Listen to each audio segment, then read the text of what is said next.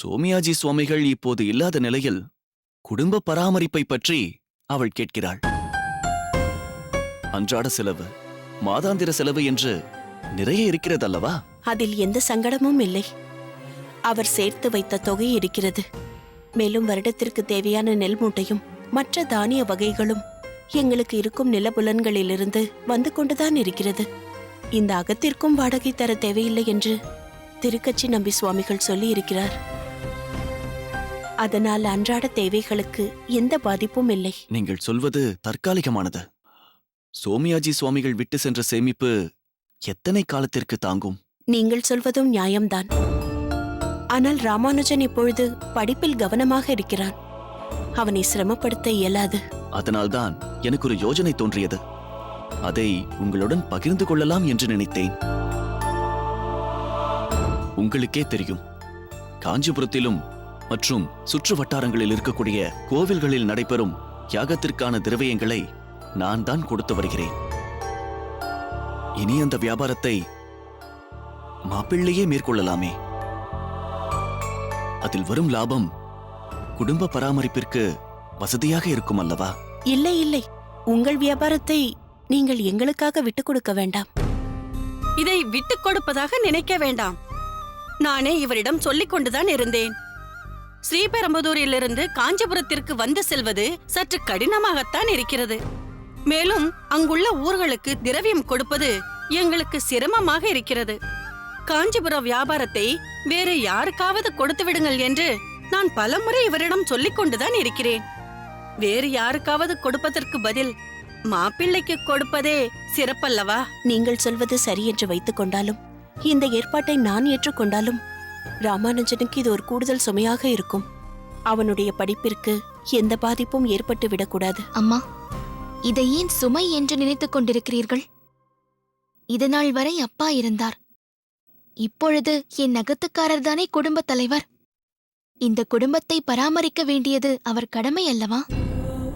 அதனால் இதை ஒரு சுமையாக நினைக்காமல் கடமையாக நினைக்க வேண்டும். மேலும் இந்த ஹோமம் யாகம் எல்லாமே தினமும் நடைபெறுவதில்லை.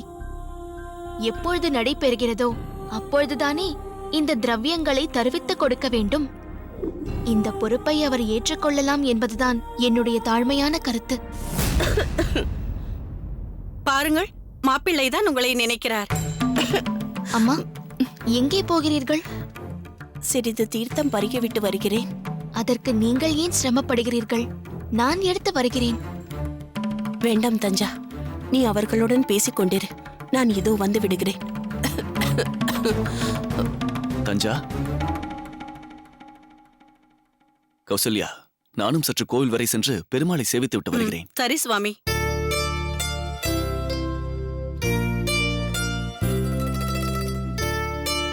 என்னம்மா, வைத்த கண் வாங்காமல் என்னையே பார்த்து கொண்டிருக்கிறாய்? இல்லை, என் மகளா இப்படி பேசினாள் என்று ஆச்சரியமாக இருக்கிறது. ஏன், ஏதாவது தவறாக சொல்லிவிட்டேனா? இல்லை இல்லை, ஆணி அடித்தாற்போல் மிகவும் சரியாக சொன்னாய். இது சுமை இல்லை, கடமை என்று. பொதுவாக உன் மாமியாரை எதிர்த்து இப்படி பேச மாட்டாயே. இந்த புத்திசாலித்தனம், இந்த தைரியம் உனக்கு எப்படி வந்ததென்று எனக்கே ஆச்சரியமாக இருக்கிறது. இதில் ஆச்சரியப்பட என்னம்மா இருக்கிறது? சந்தர்ப்ப சூழ்நிலை மனிதனின் சிந்தனையையும் செயல்பாட்டையும் மாற்றியமைக்கிறது. அவனை பக்குவமடைய செய்கிறது. உன்னிடம் இந்த பக்குவத்தை தான் நான் எப்போதோ எதிர்பார்த்தேன். மாப்பிள்ளையிடமும் இதை பற்றி சொல்லி அவருடைய சம்மதத்தையும் பெற்றுவிடு. உங்களுக்கென்று ஏதாவது சேமிப்பு இருக்க வேண்டாமா? எனக்கு புரிகிறதம்மா. அவரிடமும் இதை பற்றி இன்றே பேசுகிறேன். என் கண்ணே, இப்பொழுதுதான் என் மகளாக இருக்கிறாய். நீ எப்பொழுதும் இப்படியே இரு.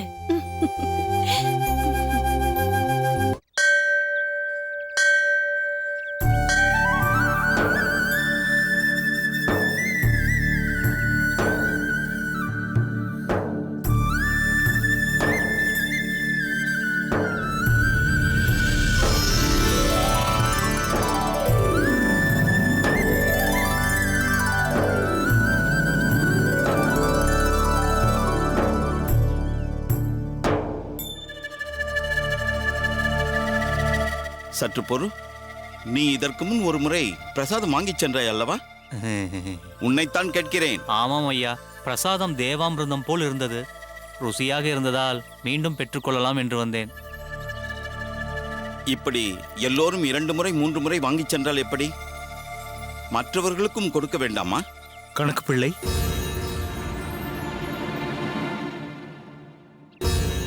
நன்றாக இருக்கிறது என்பதால் தானே மீண்டும் வந்து கேட்கிறார்.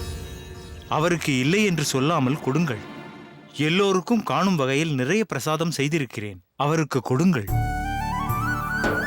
மிக்க நன்றி ஐயா. நன்றி சொன்னால் மட்டும் போதாது, இவருக்கு உங்கள் பாராட்டையும் தெரிவியுங்கள். மிகவும் அற்புதமாக இதை செய்தவர் இவர்தான். அப்படியா? அபாரம் சுவாமி, அபாரம். வாழ்த்த வார்த்தைகளும் இல்லை, வயதும் இல்லை. என் கையில் மட்டும் ஒரு மோதிரம் இருந்திருந்தால் உடனே உங்களுக்கு அணிவித்திருப்பேன். உங்களை சகல சௌபாகியத்துடன் பெருமாள் காத்து ரட்சிக்க வேண்டும். நன்றி ஐயா. வாருங்கள். என்ன மாமா, பாராட்டு மழை குவிந்து கொண்டிருக்கிறது? நாம் பாடுபடுவதே 2 காரணங்களுக்காகத்தானே மாப்பிள்ளை. ஒன்று பரந்தாமனுக்கு பிரீதி செய்ய, மற்றொன்று மற்றவர்களுக்கு சேவை செய்து அவர்கள் மனதை திருப்திப்படுத்த. தளிகை மூலம் அடியேன் செய்வதைத்தான் தர்மங்கள் மூலமாகவும் பாசுர பாடசாலைகள் மூலமாகவும் தாங்கள் செய்து கொண்டிருக்கிறீர்கள். ஏதோ நம்மால் இயன்றதை இயன்றவரை செய்ய வேண்டும். நாளை என்ன நடக்கும் என்பது அந்த ஆதிகேசவனுக்கு மட்டுமே தெரியும். சரி, நீங்கள் பார்த்து பார்த்து எல்லாவற்றையும் செய்தீர்கள். சோர்வாக இருப்பீர்கள். சற்று ஓய்வெடுத்துக் கொள்ளுங்களேன். சிறிது நேரத்தில் மீண்டும் மதியத்திற்கான தலிகையை துவங்க வேண்டும் அல்லவா? மாப்பிள்ளை, உங்களுக்கு தெரியாதது ஒன்றுமில்லை. நாம் உடலை வருத்தி தளிகை செய்வது முக்கியமல்ல. அதை மற்றவர்கள் ரசித்து புசிப்பதை பார்க்க வேண்டும், பரிமாற வேண்டும். அதில்தான் உண்மையான சந்தோஷம் அடங்கியுள்ளது. தாங்கள் சொல்வது முற்றிலும் உண்மை. இதற்காகத்தான் சொந்த பந்தம் தேவை என்பது. இதே ஒரு சிப்பந்தியாக இருந்திருந்தால் தளிகை முடிந்தவுடன் அவன் ஓய்வெடுக்க சென்றிருப்பான், தன் பொறுப்பு முடிந்துவிட்டது என்ற எண்ணத்தில். ஆனால் தாங்களோ நம் அகத்தை சேர்ந்தவராக இருப்பதால் நாம் செய்தது பொதுமக்களுக்கு சரிவர சென்றடைய வேண்டும் என்ற எண்ணத்தில் இங்கு வந்து நின்று கொண்டிருக்கிறீர்கள். அது எப்படி மெச்சுவது என்றே தெரியவில்லை. சுவாமி, அடியேன் பொதுவாக இப்படிப்பட்ட அன்னதான சமயங்களில் அங்கு சென்று பிரசாதத்தை சுவைத்து பார்த்து நன்றாக உள்ளதா, சரிவர விநியோகம் ஆகிறதா என்றெல்லாம் பார்ப்பது வழக்கம். இம்முறை அடியனிடம் ருசி பார்க்க சொன்ன பொழுது, தேவையில்லை, தாங்கள்தான் செய்திருக்கிறீர்கள், அதனால் நல்ல சுவையாகத்தான் இருக்கும் என்று சொல்லிவிட்டேன். இனி தாங்கள் பிரசாத தளிகை செய்தால் அடியேன் அதை பதத்திற்காக சுவைத்து பார்க்க வேண்டிய அவசியமே ஏற்படாது. கூரேசன் என்பவர் இருக்கிறாரா? அதோ அங்கே இருக்கிறார். வாருங்கள்.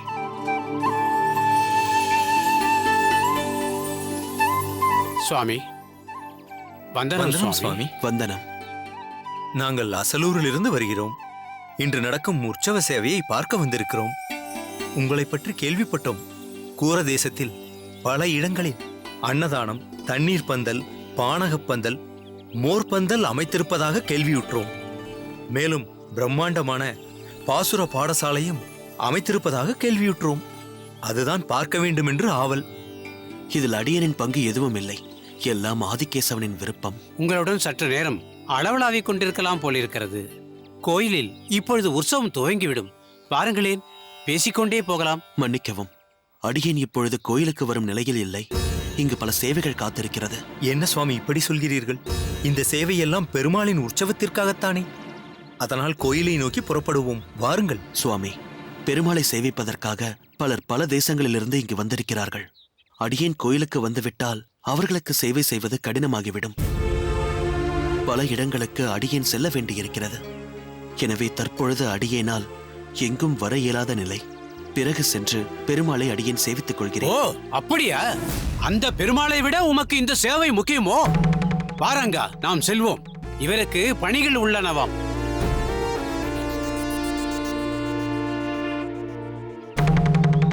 ஏன் இப்படி ஏளனமாக பேசிவிட்டு செல்கிறார்கள்? அவர்கள் மனதிற்கு பட்டதை சொல்கிறார்கள். சரி, அதை விடுங்கள்.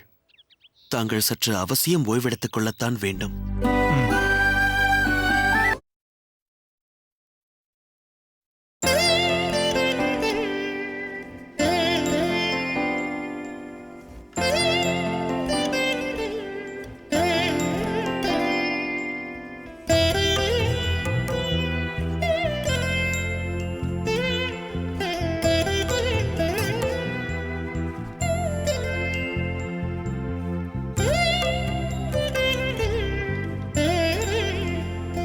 சுவாமி, உங்களிடம் ஒரு விஷயம் சொல்ல வேண்டும். தளிகையை பற்றித்தானே சொல்லப் போகிறாய்? தளிகை நன்றாகத்தான் இருக்கிறது. தளிகையை பற்றி இல்லை சுவாமி, தந்தையை பற்றி. இன்று மதியம் அம்மாவும் அப்பாவும் இங்கு வந்திருந்தார்கள். அம்மா சொன்னார்கள். மதியம் வந்தவர்கள் அதற்குள் புறப்பட்டு விட்டார்களா? ஒரு குறிப்பிட்ட காரணத்திற்காக வந்திருந்தார்கள். இப்பொழுது பக்கத்தில் இருக்கும் அதிரமங்கலத்திற்கு சென்றுள்ளார்கள். மீண்டும் நாளை வரலாம். அவசரமாக செல்ல வேண்டியிருந்ததால் தான் உங்களை சந்தித்து உத்தரவு வாங்க இயலவில்லை. அடியேனிடம் எதற்காக உத்தரவு வாங்கிக் கொள்ள வேண்டும்? என்ன இருந்தாலும் நீங்கள் மாப்பிள்ளை அல்லவா? அதனால் என்ன? பரவாயில்லை. அவரவருக்கு எத்தனையோ வேலைகள் இருக்கும். எல்லோரும் எல்லா நேரத்திலும் இருக்க வேண்டும் என்று எதிர்பார்க்க முடியாது. அதனால் இதில் தவறாக எடுத்துக்கொள்ள எதுவும் இல்லை. இதைத்தான் சொல்ல வேண்டும் என்று நினைத்தாயா? ஆனால் அவர்கள் ஏதோ குறிப்பிட்ட காரணத்திற்காக வந்திருப்பதாக சொன்னாயே. ஆமாம், அப்பா ஒரு அற்புதமான காரியத்தை செய்துள்ளார். அது என்ன அற்புதமான காரியம்? அது நம் க்ஷேம பற்றி விசாரித்தார். நம் மகத்தின் சூழ்நிலை அப்பாவிற்கு நன்றாகவே தெரியும். ஏன் நிறுத்திவிட்டாய்? மேற்கொண்டு என்ன நடந்தது? சொல். நீங்கள் பார்த்த விதத்திலேயே எனக்கு பேச்சு வரவில்லை. அதற்காக நீ சொல்ல வந்த விஷயத்தை சொல்லாமலா இருக்கப் போகிறாய்? நாம் படும் கஷ்டங்களும் சிரமங்களும் அவருக்கு நன்றாகவே தெரியும். என்ன கஷ்டம்? என்ன சிரமம்? நீ ஏதாவது சிரமப்படுகிறாயா? இல்லை சுவாமி, எனக்கு எந்த சிரமமும் இல்லை. நான் நன்றாகத்தான் இருக்கிறேன். ஆனால் என்ன? அப்பா இருந்தவரை அவர் நமக்கு ஒரு பெரிய பலமாக இருந்தார். இப்பொழுது எல்லா விதத்திலும் சற்று பலகீனம் அடைந்திருக்கிறோம். அது உண்மைதான். அவர் இல்லாதது ஒரு வெறுமையை ஏற்படுத்தி இருக்கிறது. எல்லாவற்றையும் அவரே கவனித்துக் கொண்டிருந்தார். நீங்களும் பாடசாலையிலும் படிப்பிலும் மட்டுமே கவனமாக இருந்தீர்கள். ஆனால் இப்பொழுதோ உங்கள் பொறுப்பு அதிகரித்து விட்டது. குடும்பத்திற்காக ஏற்படும் செலவுகளை பற்றியும் நீங்கள் இப்பொழுது கவனிக்க வேண்டியுள்ளது. வருவாயும் குறைந்து விட்டது. தஞ்சா, வருவாய் என்பது நாம் தேடிச் செல்வதல்ல, பகவானாக நமக்கு கொடுப்பது. இன்றும் நமக்கு போஜனத்திற்கு எந்த குறையும் இல்லாமல்தானே இருக்கிறது. அப்பா இல்லாதது பலமில்லாமல் இருக்கலாம். ஆனால் வருவாய் குறைந்துவிட்டது என்பது பலகீனம் இல்லை. நமக்கு உண்டான தேவைகளை அந்த வரதன் நமக்கு அளிப்பார். பகவத்கீதையிலேயே பகவான் சொல்லியிருக்கிறாரே, அனன்யா சிந்தயந்தோமா ஏஜனா பர்யுபாசதே தேஷாம் நித்தபியுக்தானாம் யோகக்ஷேமம் வஹாம்யகம்.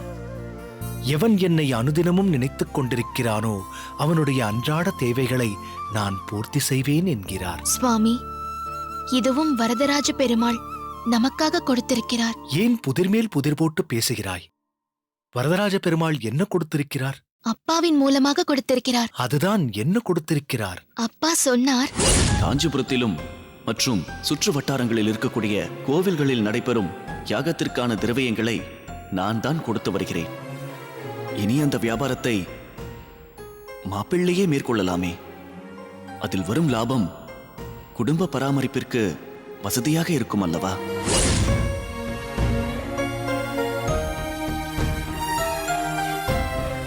அதற்கு அம்மா என்ன சொன்னார்கள்? அது இதனால் உங்கள் படிப்பு பாதிக்கப்படும் என்று அபிப்பிராயப்பட்டார்கள். அம்மா அப்படித்தான் சொல்வார்கள். ஆனால் நம் குடும்ப நலனை நாம் தான் பார்த்து கொள்ள வேண்டும் என்று நான் சொன்னேன். நல்ல முன்னேற்றம்தான். அம்மாவை மீறி பேசும் அளவிற்கு பழக்கப்படுத்திக் கொள்கிறாய். சுவாமி, அபச்சாரம் அபச்சாரம். அப்படிப்பட்ட ஒரு எண்ணம் என் மனதில் என்றும் இருந்ததே இல்லை, இருக்கவும் இருக்காது. அம்மா முடிவை உங்களிடம் விட்டுவிட்டார்கள். அடியேனின் முடிவு என்னவாக இருக்கும் என்று நீ நினைக்கிறாய்? என் அப்பாவே வந்து சொல்லியிருப்பதால் நீங்கள் நிச்சயமாக இதை ஏற்றுக்கொள்வீர்கள் என்று தீர்மானமாக நம்புகிறேன். மிகவும் தவறாக நினைத்துக் கொண்டிருக்கிறாய். எல்லாவற்றிற்கும் காலம், நேரம், கிரமம் என்று ஒன்று இருக்கிறது. இப்பொழுது அதற்குண்டான நேரம் வரவில்லை. தற்சமயம் அடியேனின் அப்பா விரும்பியது போல் என் கவனம் முழுவதும் படிப்பில்தான் இருக்க வேண்டும். அடியேனிடம் அவர் இறுதியாக விரும்பியதும் அதுதான். அதனால் அடியேனின் கவனத்தை திசை திருப்பும் எந்த முயற்சியிலும் ஈடுபடுத்திக் கொள்ள அடியேன் எப்போதும் விரும்பவில்லை. அடியேனுக்கு அதில் நாட்டமும் இல்லை. புதிதாக ஒரு பொறுப்பை அடியேன் இப்பொழுது ஏற்றுக்கொண்டால் இரண்டிலுமே சரியான கவனம் செலுத்த முடியாமல் போய்விடும். நம் குடும்பத்தின் மீது அக்கறை எடுத்துக்கொண்டதற்காக உன் அப்பாவிடம் அடியேனின் நன்றியை தெரிவித்துவிடு. அதற்கில்லை சுவாமி. அப்பாவின் சேமிப்பு சிறிது சிறிதாக குறைந்து கொண்டே வந்தால் இறுதியில்... நீ அப்பாவின் சேமிப்பை பொருளளவில் மட்டுமே பார்க்கிறாய். அடியேனோ வைஷ்ணவ சம்பிரதாயத்தை இந்த சமுதாயத்திற்கு எப்படிப்பட்ட பொக்கிஷமாக மாற்றலாம் என்று பார்க்கிறேன். இதனால் இடைப்பட்ட காலத்தில் சில இடையூறுகள் வரலாம், சிரமங்கள் வரலாம். நீயும் அந்த சிரமத்தில் பங்கு கொள்ள வேண்டும். அதனால்தானே அவளை சகதர்மணி என்று அழைக்கிறார்கள். அகத்துக்காரரின் முன்னேற்றத்தில் ஏற்படும் சிக்கல்களையும் இன்னல்களையும் பகிர்ந்து கொள்ள வேண்டும். புரிந்ததா? இல்லை சுவாமி, நான் சொல்வதை... வேண்டாம் தஞ்சா, இதற்கு மேல் இதை பற்றி நாம் எதுவும் பேச வேண்டாம்.